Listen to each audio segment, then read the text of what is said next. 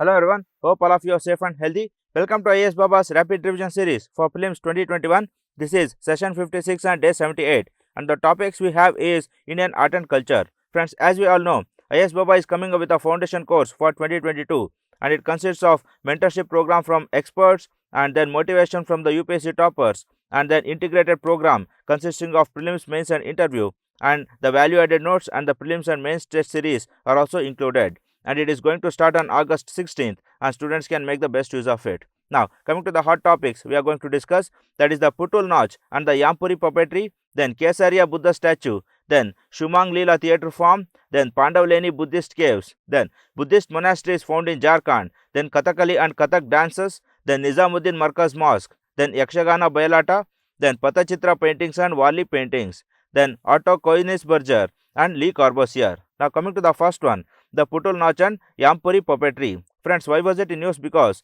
this Putul Notch was used to spread awareness against the coronavirus. Yes, friends, almost all the puppetry, then dance forms, then paintings, they were used to spread the awareness against COVID-19, and whenever they appear in the newspapers, it is our duty to study. Now, coming to Putul Notch, it is the traditional rod puppetry form which is prominent in West Bengal. So, here we have the rod puppetry form. So, here are the rods attached to the joints of the puppets and they are played. So, there are string puppetries, glove puppetries as well. We will take them up in the next class. Now, coming to more facts regarding the Putul Notch, the puppets are about 3 to 4 feet in height and are made of 3 joints. Friends, there are 2 types of classifications in puppetry, that is the Odisha and Andhra puppetries and West Bengal puppetry. Friends, West Bengal puppets, they are larger in size, that is they are 3 to 4 feet, that is a size equivalent to a human being, and they have 3 joints. But however, the Odisha and Andhra puppetries, they are smaller in size and they are having less number of joints. So, here we can see a West Bengal puppetry. So, here it has 3 rods attached. It means that there are 3 joints, that is in the head and 2 shoulders. Now, coming to more facts, the puppeteers each holding one puppet, they stand behind a head high curtain. So, these puppeteers, they stand behind a high curtain and then operate these puppets. Then, while manipulating the rods, puppeteers also move and dance, imparting corresponding movements to the puppets. So, even the puppeteers, they also move and dance while operating the puppets. Then, while they sing and deliver the dialogues, a group of musicians, they provide an accompanying music with a drum, harmonium and cymbals. So, these puppeteers, while they sing and they deliver the dialogues, there will be musicians who use drums, harmoniums and cymbals who provide the background music. Then the music and verbal text have close similarity with the Jatra theatre. Friends, we know that this Jatra theatre, it is a famous theatrical form in West Bengal, and this puppetry is a puppeteer form of this Jatra. So, almost all the costumes, the stories, dialogues, they resemble the Jatra. Then come to next one, Yampuri puppetry. Friends, the traditional rod puppet of Bihar is known as Yampuri puppetry, and these puppets are made of wood. Friends, here it is worth noting that the West Bengal puppeteers are made of bamboo. Then, unlike the traditional rod puppets of West Bengal and Odisha, these puppets have no joints. So, the specialty of this puppet is that it doesn't have any joint. Hence, the manipulation is different from other rod puppets and requires great dexterity. So, friends, here it doesn't have any joint. Here we can see the puppets doesn't have any joint and only one rod is present here, and this rod will be used for operating and moving this puppet. So, this is all about the Putul Notch and Yampuri puppetry. Then come to next one, Kesariya Buddha Stupa. Friends, why was it in use? Because Kesariya Buddha Stupa was waterlogged following the floods in the East Champaran district of Bihar. So, this is basically in Bihar and it was inundated recently. That is why it becomes important. Now, more about the Kesariya Buddha Stupa. The stupa is said to be the tallest and the largest Buddhist stupa in the world, and it is 1 foot taller than the Borobudur Stupa in Indonesia. So, this Borobudur was called the largest and the tallest earlier, but now this becomes the tallest. Then, the original Kesariya Stupa is said to date back to the time of Emperor Ashoka, that is the 250 BCE or the 250 AD, as the remains of Ashokan pillar were also discovered there.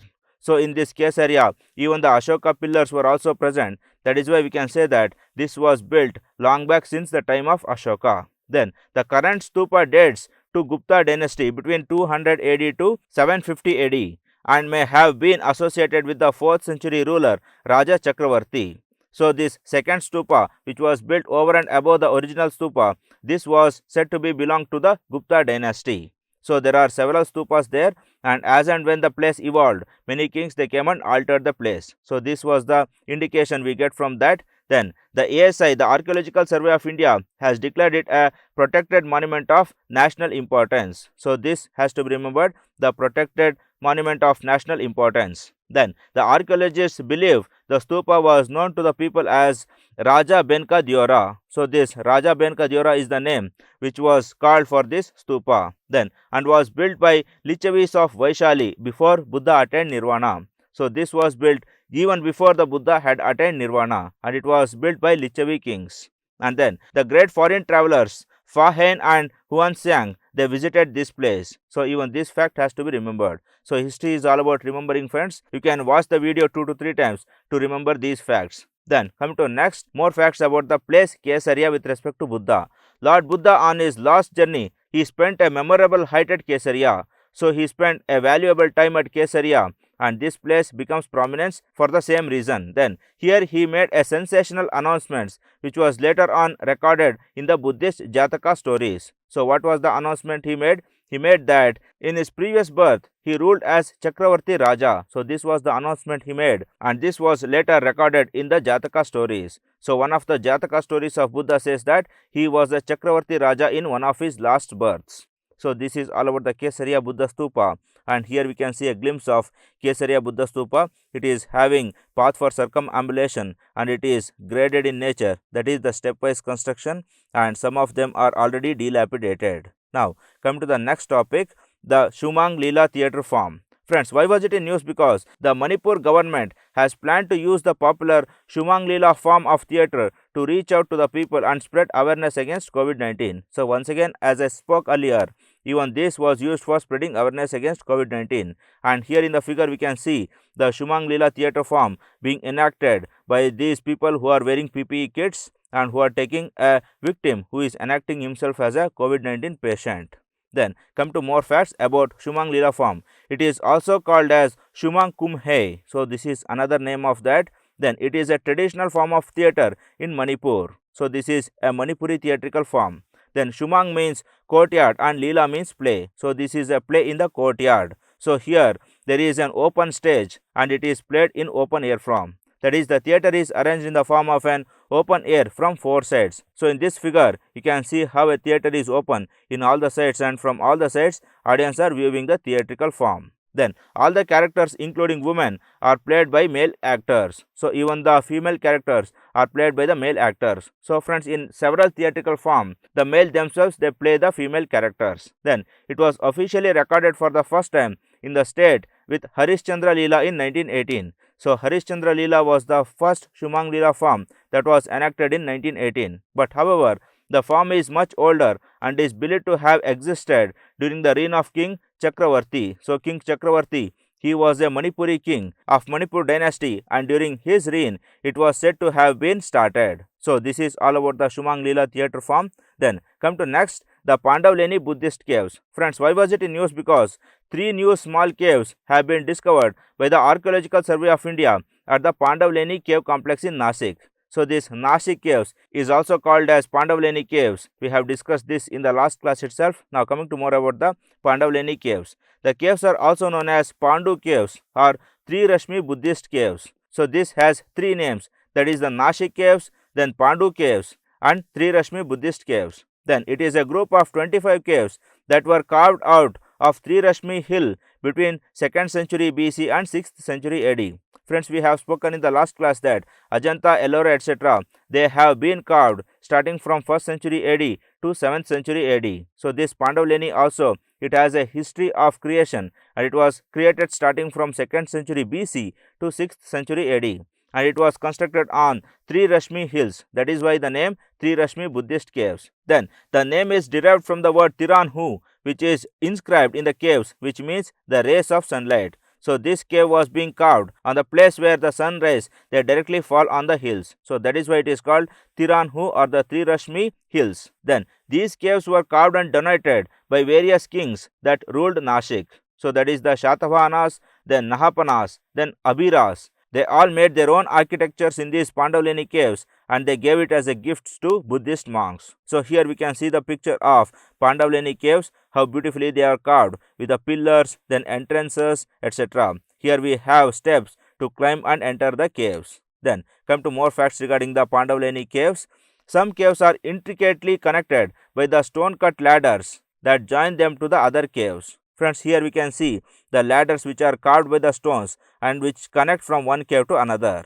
Then these rock cut caves served as viharas or monasteries for the disciples to meet and hear sermons. So these acted as viharas or monasteries for the Buddhist monks. Then chaityas were used for chanting and meditation. Friends, we know that the caves had both chaityas and viharas, and as usual chaityas were used as the prayer halls. Then the caves have images of Buddha, Bodhisattva and sculptures representing the king, farmers, merchants and rich iconography depicting a beautiful amalgamation of Indo-Greek architecture. So friends, the Indo-Greek architecture like the pillars, then some of the arches, they all are found in Pandavalani Caves. So that is the indication of Indo-Greek architecture. But however, the Indian architecture, it formed a trebuchet form. So what is the trebuchet form, friends? The arcs will be like a trebuchet, like a plateau. But the arcuate form is, it has the arcs. So in the last figure we can see how the arcs are made in the entrances. So this is an indication of Indo-Greek architecture. So this is the Indo and this is the Greek. I hope you got the difference. Now, the site has an excellent ancient water management system with several attractive water tanks. So here in this figure, we can see the water tank which is present in front of a cave in Pandavalani Caves. Then, since the caves were inhabited by Mahayana as well as Hyena sect of Buddhism, a nice confluence of structural and carvings can be seen. Yes, along with the Indo-Greek, even the Mahayana and Hyena sect, they have a confluence in these structures. So this is all about the Pandavalani Caves. Then come to next topic, the Buddhist monastery found in Jharkhand. Friends, why was it a news? Because recently the Archaeological Survey of India has unearthed a Buddhist monastery believed to be at least 900 years old and which was buried under a mound in a village in Hazaribagh district of Jharkhand. So in Jharkhand's Hazaribagh district, this was found, and here in this figure we can see how it was excavated. Now come to more facts regarding this Buddhist monastery. ASI, Archaeological Survey of India, has excavated 10 stone statues of deity Tara and Buddha in Burhani village in Sitagarha hills of Hazaribagh. So this Sitagarha hills of Hazaribagh, this contained these excavations, and here we can see the statue of Tara, friends. So this is the original image of Tara, and here in some of the sculptures we can see Tara here. So this can be considered as Tara's idol. Then all these are bodhisattvas. Then come to more facts. So ASI found a sculpture which appears to be that of a Shaiva deity Maheshwari with a coiled crown and chakra, indicating the cultural assimilation in the area. Friends, what is Maheshwari? It is the wife of Maheshwara and she had a coiled crown. So in this figure we can see the Maheshwari's image wherein the crown is being coiled. So the same coiled crown is being present here, and some of the sculptures here, they have a coiled crown depicting that even Maheshwari was sculpted along with some of the statues like Tara and Bodhisattvas. Then monastery lies on the old route to Varanasi where the Buddha gave his first sermon. So that is why it becomes more important to the part of Buddha's life, because it lies on the road to Varanasi. Then presence of statues of deity Tara, it shows the possible proliferation of Vajrayana form of Buddhism in this region. Friends, we have discussed in the last class that Tara is a magician woman and magicianism is a part of Vajrayana Buddhism. So presence of Tara as well as Bodhisattvas, it is a confluence of Mahayana as well as Vajrayana Buddhism. So almost all the religion, that is the Hinayana, Mahayana and Shaivatism, were all confluenced and sculpted in this area. So this was a secular place, we can say even that as well. Now come to the next topic, Kathakali and Kathak dances. Friends, first one, Kathakali. Why was it in news? Because Chamanchari Kunhi Raman Nair, the maestro of Kathakali, he breathed his last recently. Friends, Kunhi Raman Nair means Kunni Raman, Kunni Krishnan. These are the famous names in Kerala and that is equivalent to Balarama and Balakrishna. So that is why we can get to know that Kathakali is an Keralic form of art. Now coming to Kathakali, it is a story, a dancing tale woven in a classical format based on stories of Hindu mythology. So Hindu mythological skits, they are enacted in the form of dances and the story or the tale is narrated from back end. Now, the story is enacted purely by the movements of hands, facial expressions and body movements. So, here only the background song will be played by a Bhagavata, but however, these actors they have to show by enacting with different hand gestures, facial expressions and body movements. Friends, remember here there are no dialogues. Actors will not deliver the dialogues. Then etymology. The term Kathakali is derived from Katha, which means story, and Kali, which means performance and art. So, Kathakali basically means enacting a story. Then, the dance symbolizes the eternal fight between good and evil. Yes, friends, here we can see the green colored mask, it is good, and black colored mask, it is the evil. So, always in Kathakali there will be a good and evil, and this good, it will kill the evil. So, like the Bali Chakravarti Vada, Tarakasura Vada, Bhasmasura Vada. So, all these plays are enacted in Kathakali.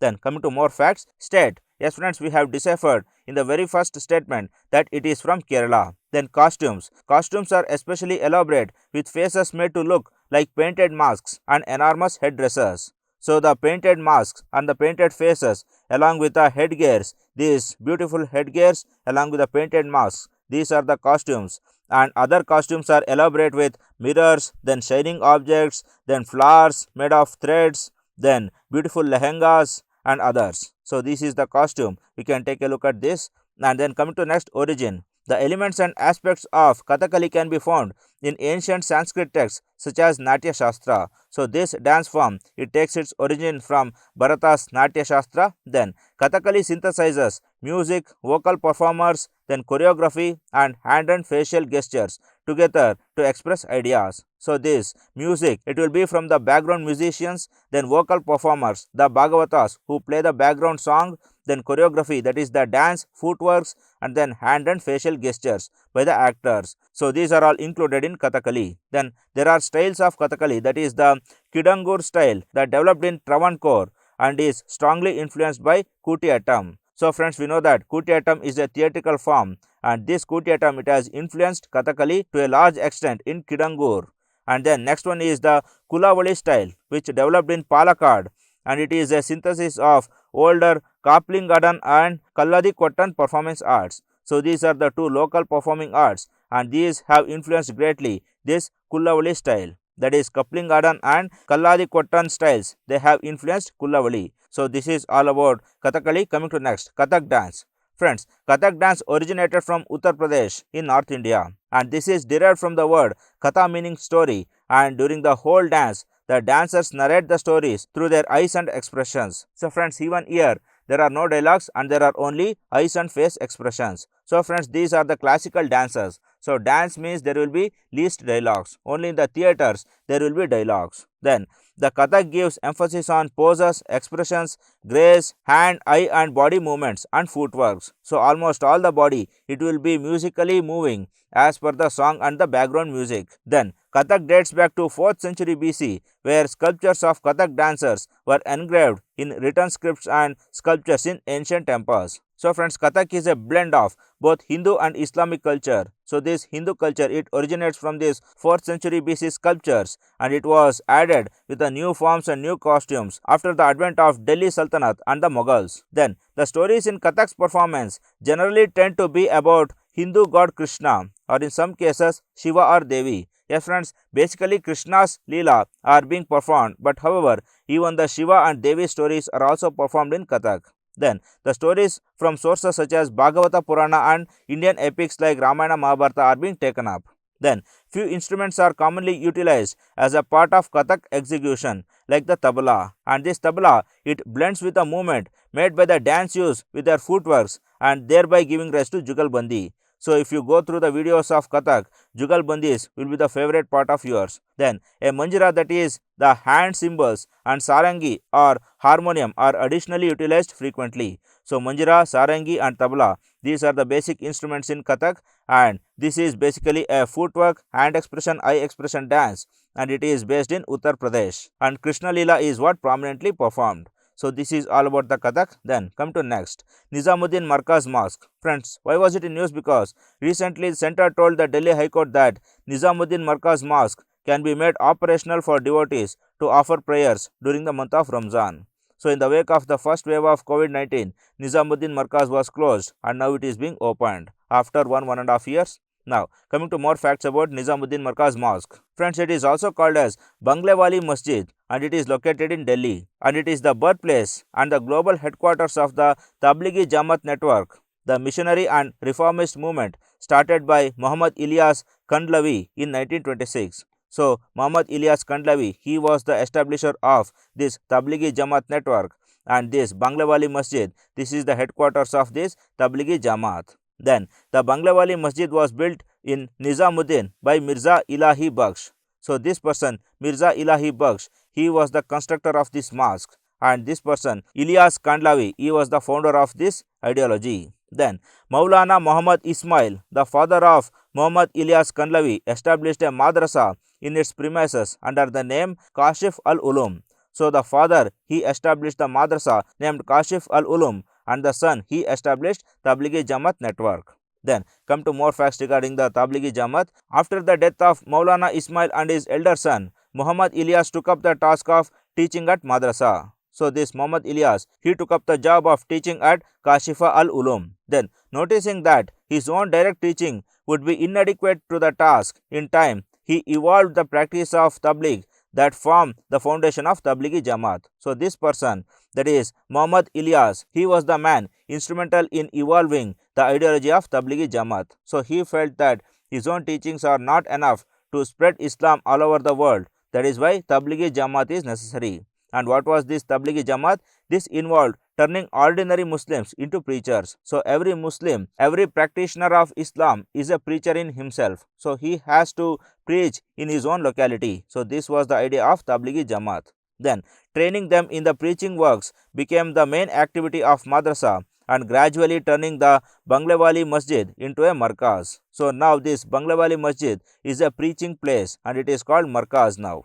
And by the end of Ilyas' life, Tablighi Jamaat emerged as a national organization with a transnational potential. So, this became a world famous mosque, and now it is the headquarters for Tablighi Jamaat network. So, this is all about the Tablighi Jamaat Markaz. Now, coming to the next, the Yakshagana. Friends, Yakshagana was in news because the Yakshagana artist Sampaje Shinappa, he passed away recently. So, Sampaje Shinappa was a dance use of Yakshagana, and in that context it becomes important. Now, the first written script of Yakshagana was found in Lakshmi Narayana temple in Kurugodu, Bellary district, which was dated to 1556 AD. So, this first written script of Lakshmi Narayana temple, it said that some land has to be donated for the playing of Yakshagana in its premises. Then, generally, the stage is built on the mud-based foundation in an open ground and decorated with a special lighting similar to the theatres. Yes, friends, a mud ground is prepared and a stage is built at the center of an open field.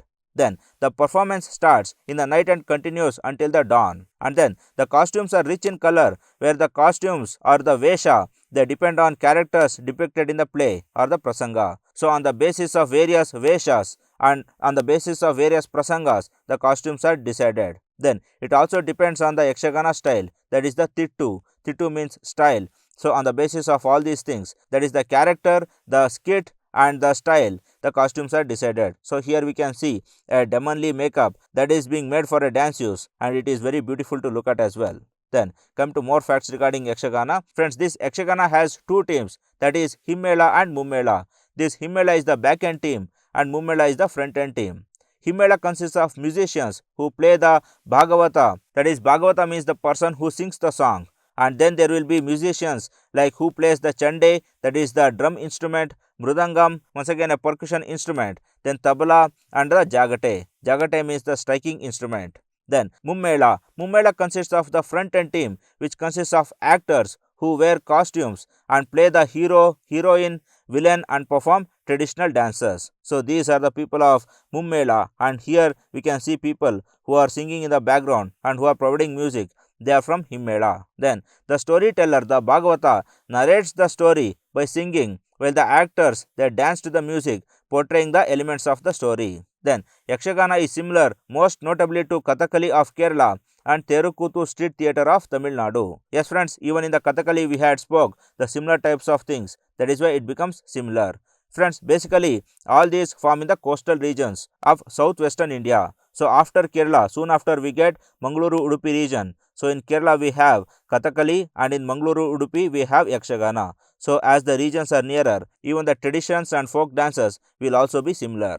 Then few notable poets such as Purandara Dasa, we know Purandara Dasa is the father of Carnatic music, and then King Kantirava Narsaraja Wadayar too. So one of the kings of Wadayar dynasty, they have authored 14 Yakshagana plays in Kannada script. So friends, even the kings and even the priests, they had a great interest in Yakshagana and they have written their own prasangas or the plays or the skits. Then Mummadi Krishnaraja Wadayar, one more king of Wadayar dynasty, he also wrote several Yakshagana prasangas. The famous one is the Saugandhika Parinaya. So this Saugandhika Parinaya was written by Mummadi Krishnaraja Wadayar and it is a fact worth remembering. So this is all about Yakshagana. Then come to next one, the Patachitra and Wali Painting.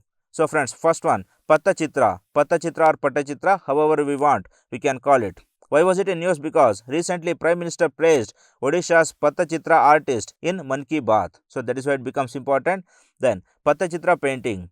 Patachitra painting is a painting popular in Odisha and West Bengal. So even in West Bengal it is prominent. Then the name Patachitra as evolved from the Sanskrit word patta meaning canvas and chitra means picture. So this is a canvas cloth on which the Patachitra is made. So that is why the name Patachitra comes from. Then Patachitra is manifested by rich colorful application, creative motifs and designs and portrayal of simple themes mostly from mythological depictions. So in this example we can see the Rama's enthronement ceremony and here we can see Lakshmana, Bharata, Shatrugna and here we can see Hanuman. So this is how the Patachitras are made and this is how they depict various incidents from Ramayana and Mahabharata, basically the mythological depictions. Then it resembles old murals of Odisha, especially the religious centers of Puri, then Konark and Bhubaneswar region. So these Patachitras, even though they are made on clothes, they resemble the murals, those paintings which are made on walls and which are made in the religious centers like the Konark temple, then Puri Jagannath temple and Bhubaneswar temple.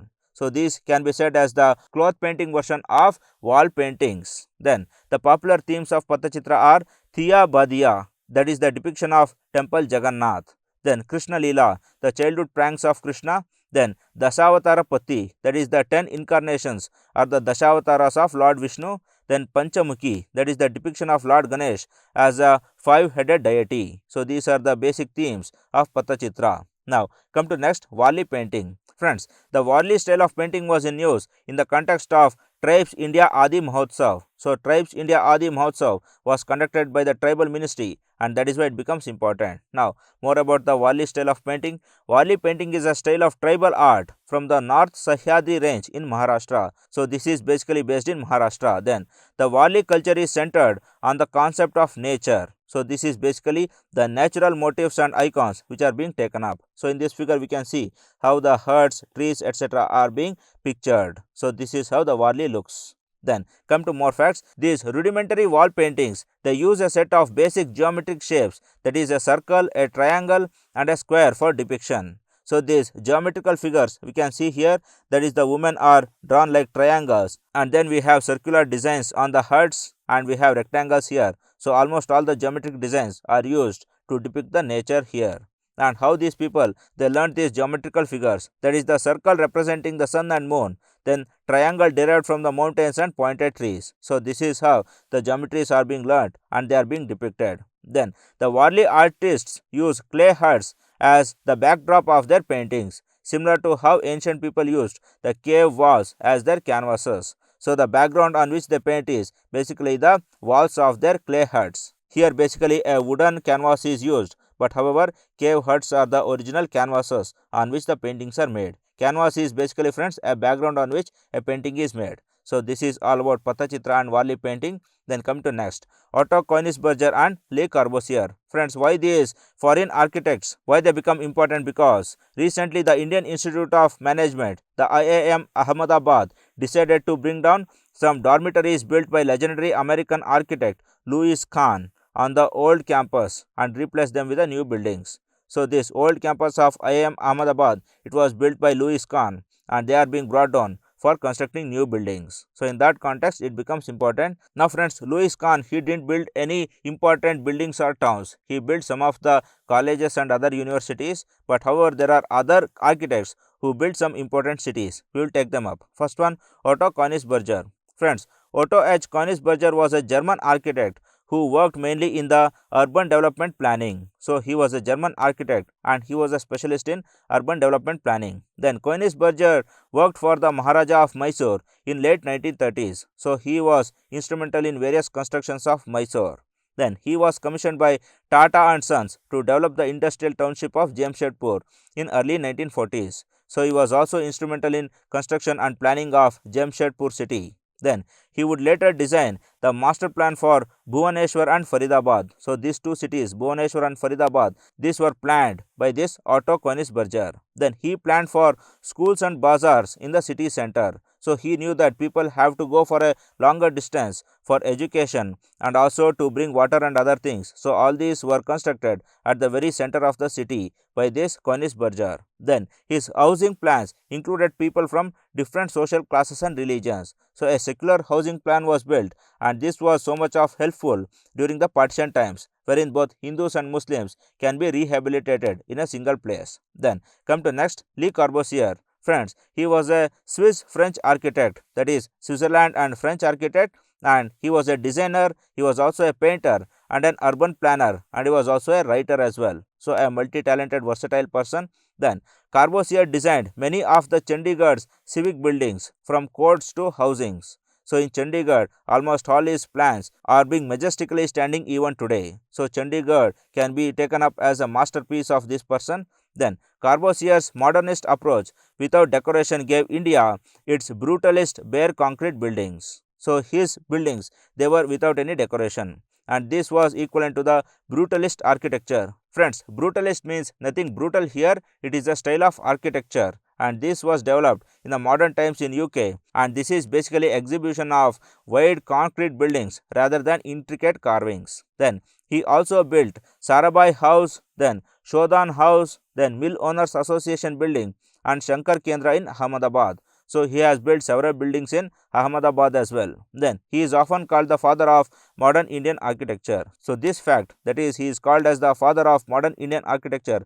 has to be remembered. So along with him, we should also remember Edward Lutyens, who constructed the Lutyens Delhi, and many other foreign architects. Now coming to the last part, friends, yesterday was the Independence Day, we all know that, and belated happy Independence Day to all of you. And friends, in that auspicious day, we cherish our favorite freedom fighters and we try to walk in their noble paths. And friends, during this day, we cannot forget Mahatma Gandhiji, who was instrumental for the independence of India, but he never tried to celebrate that. When the whole nation was celebrating independence, well, politicians, leaders, they were fighting for ministerial berths and who were merrymaking, this person was in Naukali and he was solving the communal riots there. And friends, this man, he never liked to take the credit. He always wanted to work for India.